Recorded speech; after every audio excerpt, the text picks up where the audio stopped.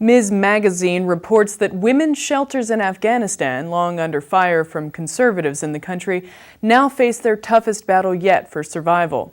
A government proposal now being considered would bar non-governmental organizations from running private safe houses and bring the 14 women's shelters opened over the last decade under the direct control and supervision of the Ministry of Women's Affairs.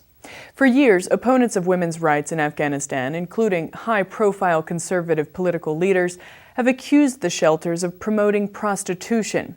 No evidence to support any such charge has ever been found, but this has not stopped critics from waging high-profile media campaigns against shelter leaders and their staff. Women's advocates see this latest offensive against their work as yet another sign of a conservative resurgence in the country as discussions about peace deals with the Taliban grow louder. In their view, President Hamid Karzai and his government want to position themselves for a Taliban return to power by putting distance between their politics and foreign ideas and institutions such as women's shelters.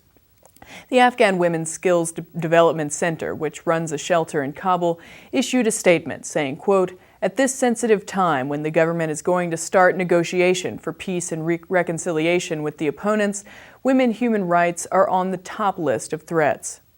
Women seeking shelter often flee forced marriages or physical abuse, and many times both. For women who have left their homes, the safe houses are their only option. Now, women fear the process of even entering a shelter will be too arduous for most women to bear. Under the proposal, women seeking shelter would have to be examined by a doctor before receiving admittance to a shelter.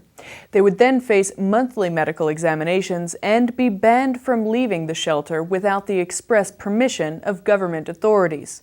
Most troubling to women's advocates now running shelters in the country, women would be forced out of the shelter if their families pledged to take them back.